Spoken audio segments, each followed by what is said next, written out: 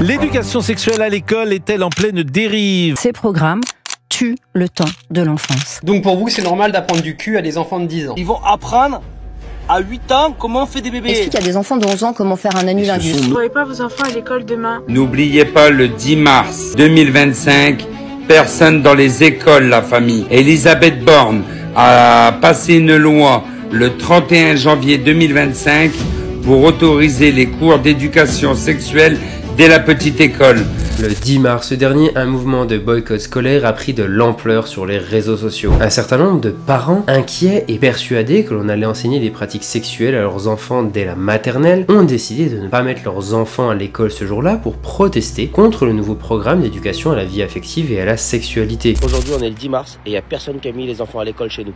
Cela a provoqué des accusations graves, avec des mots forts et des vagues d'indignation. Et si tout cela est vrai, c'est effectivement très grave. Mais d'où vient réellement cette polémique? Est-elle fondée? Que dit réellement le programme d'éducation à la sexualité en France? On va remettre tout ça au clair. Mais avant tout ça, n'oublie pas que si la vidéo te plaît ou que tu souhaites donner ton avis, les commentaires sont là pour ça. N'hésite pas également à liker, partager et t'abonner. Sur ce, on y va. Pour commencer, remettons un petit peu de contexte. L'éducation à la sexualité en France, ce n'est pas une nouveauté. Ce n'est pas un sujet que l'on a introduit du jour au lendemain dans les écoles, puisque le premier programme d'éducation à la sexualité date de 1998, soit il y a 27 ans maintenant. Ce premier programme a été introduit pour informer les jeunes sur les bases de la sexualité, la reproduction et la prévention des risques, principalement concernant les grossesses et ce que l'on appelait alors les MST, maladies sexuellement transmissibles, depuis d'ailleurs requalifié en IST pour infections sexuellement transmissibles. Ce programme a connu une nouvelle version en 2001, imposant désormais 3 séances par an dans toutes les écoles, collèges et lycées du pays. Cette réforme, pas toujours appliquée par ailleurs, a renforcé l'éducation sur les violences sexuelles, la lutte contre les discriminations liées au sexe et au genre, et a introduit la notion de consentement, intégrant ainsi l'éducation affective et relationnelle à l'ensemble. Depuis la mise en place de ces programmes, et malgré la présence d'autres facteurs pouvant l'expliquer, une certaine amélioration dans les statistiques nationales a été observée. On a par exemple une accélération de la réduction des grossesses précoces, qui concernait environ 8% des adolescentes en 1998, contre 3,7% en 2020. On a également eu de nettes améliorations concernant l'expansion des contaminations au VIH, ainsi qu'une amélioration des comportements sur cette période. En 2016, une étude de l'Observatoire national de la santé et de la sexualité des jeunes, l'ONSSJ, a montré que 80% des jeunes de 18 à 25 ans se déclaraient mieux informés sur les risques liés aux IST que leurs prédécesseurs. Alors évidemment, l'éducation à la sexualité à l'école n'est vraisemblablement pas le seul facteur responsable de ces effets positifs, évidemment, mais il ne fait aucun doute que cela a pu y participer. Malgré cela, et comme vous vous en doutez, la société et ses mœurs continuent d'évoluer. C'est pour cela qu'une mise à jour du programme pour 2024 était nécessaire. Il fallait correspondre aux enjeux actuels, que ce soit en termes de prévention des violences sexuelles, de lutte contre l'exposition à la pornographie, qui d'ailleurs arrive de plus en plus tôt, mais aussi en termes d'éducation sur les identités de genre et le respect de chacun. Le programme est désormais plus spécifique, plus détaillé, avec une attention particulière aux relations affectives, au respect du consentement et à la sensibilisation aux stéréotypes de genre. Bref, les objectifs sont clairs: transmettre des valeurs fondamentales comme le respect de soi et des autres, prévenir les discriminations, promouvoir l'égalité et surtout lutter contre les violences et le harcèlement. Alors je vous donnerai des anecdotes personnelles plus concrètes plus tard dans la vidéo, mais croyez-moi, ces enseignements sont d'une importance capitale. N'oubliez jamais que les pires choses n'arrivent malheureusement pas qu'aux autres. Mais alors dans ce cas, si le but est aussi noble, pourquoi autant d'indignation de la part des parents? Pourquoi retirer leurs enfants de l'école? Bref, pourquoi autant de polémique? Bien, en réalité, la polémique est plus ancienne que cela. Si cette histoire a pris autant d'ampleur, c'est en partie à cause d'une confusion avec un programme appelé EVRAS, éducation à la vie relationnelle, affective et sexuelle, qui a lieu en Belgique, contrairement au programme français nommé EVARS. Ouais, bon là j'avoue, on n'a pas fait beaucoup d'efforts sur le nom. Le programme belge étant différent et plus précoce sur certains points, je ne l'aborderai pas ici. Concentrons-nous déjà sur la France. D'après les médias et ce que l'on peut voir sur les réseaux sociaux, plusieurs critiques sont faites au programme. On apprendrait des pratiques sexuelles explicites aux enfants dès la maternelle, l'identité de genre serait imposée aux plus jeunes, et l'État voudrait se substituer aux parents dans l'éducation de leurs enfants. Et tout cela a l'air d'inquiéter bon nombre de gens. Et effectivement, si c'est vrai, ça peut être très grave. Bien heureusement, ces rumeurs n'ont rien à voir avec ce qui est réellement prévu dans le programme officiel français. français. Premièrement,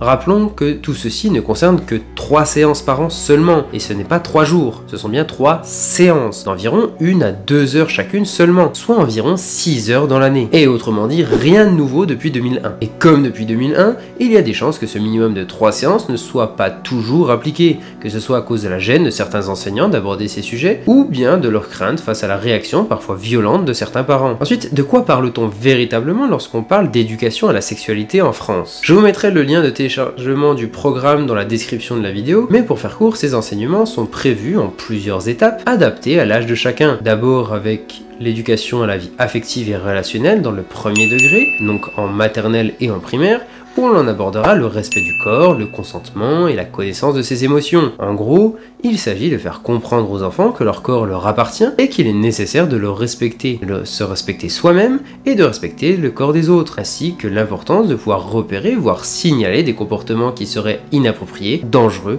ou violent. Ce n'est que dans le secondaire, donc collège-lycée, que l'on introduira la notion de sexualité, en se penchant notamment sur les changements physiologiques, la prévention des violences, le respect des relations, puberté, etc. au collège. C'est donc à ce moment-là que l'on va, par exemple, sensibiliser les élèves au danger des réseaux sociaux, l'importance de la communication. Enfin, au lycée, en plus d'approfondir certains points précédents, seront abordés des cas plus spécifiques, comme la contraception, les IST, les relations affectives, et surtout le développement de leur esprit critique face aux préjugés de notre société. Ouais, donc rien à voir avec ce que certains prétendent. Bon, ok.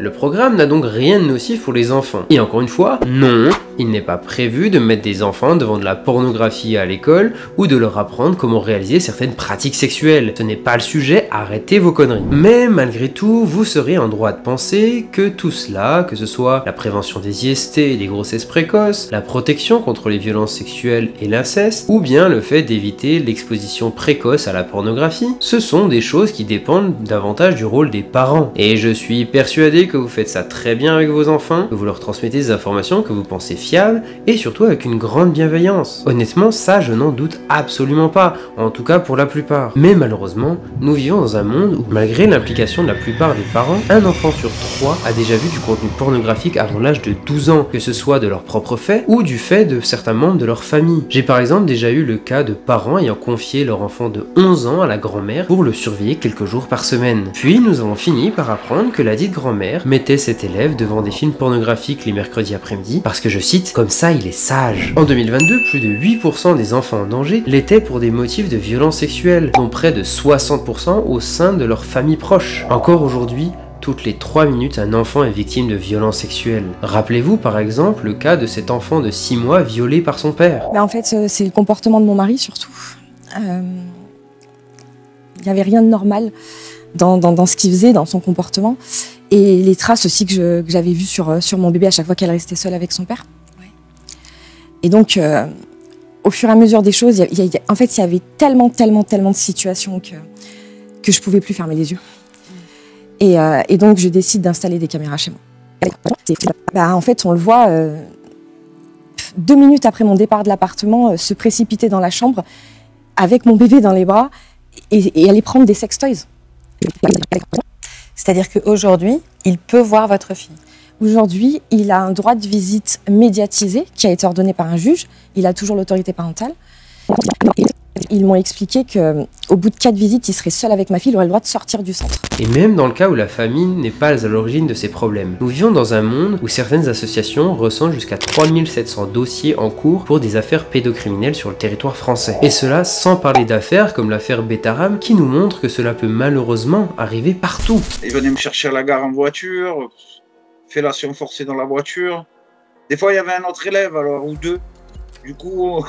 C'était cool, il m'arrivait rien, quoi.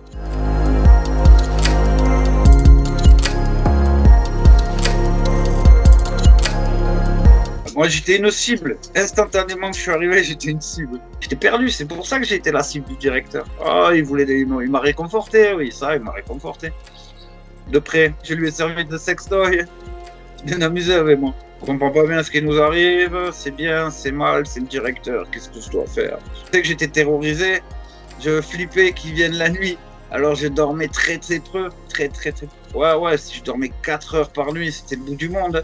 Après, encore une fois, loin de moi l'idée de faire des généralités ou de créer un sentiment de peur excessif chez les gens. Ce que je dis en revanche, c'est que tous ces enfants, tous ces élèves méritent d'être protégés. Ils méritent d'être informés. Informés avec de bonnes informations et avec bienveillance. Mais malheureusement, force est de constater que même dans les familles bienveillantes, de très mauvaises informations peuvent circuler. J'ai par exemple déjà eu le cas d'une élève de collège, donc 14-15 ans, dont les parents et grands-parents lui avaient conseillé de mettre des glaçons directement dans son vagin afin d'éviter de tomber enceinte, parce que je cite, cela permettrait de congeler les spermatozoïdes. Autant vous dire que non seulement ça n'a pas été efficace, mais qu'en plus de cela, cette pratique est particulièrement dangereuse. Des problèmes comme celui-ci, des situations plus ou moins graves sur ce sujet, j'en ai déjà connu un certain nombre. Trop de fois, j'ai pu constater les dégâts que peut faire un manque d'information. Sans oublier que tout ce qui est lié à la sexualité est encore tabou dans beaucoup de familles. Donc je le dis ici, et je le redirai toujours, mais protégeons tous les élèves. En tant que professeur, on souhaite travailler avec les parents pour la protection de leurs enfants, pas contre eux. D'autant plus que je le rappelle, mais avec seulement 3 séances par an, cela ne suffira jamais à résoudre toutes les situations. Notre objectif n'est pas de se substituer aux parents compétents, mais de permettre à tous ceux qui n'ont pas la chance d'en avoir de bénéficier des mêmes chances. Donc maintenant, si après toutes ces explications, si après avoir réellement lu le programme prévu pour vos enfants, vous êtes toujours contre le fait de leur apprendre le respect de leur corps et de celui des autres, leur apprendre comment rester en sécurité,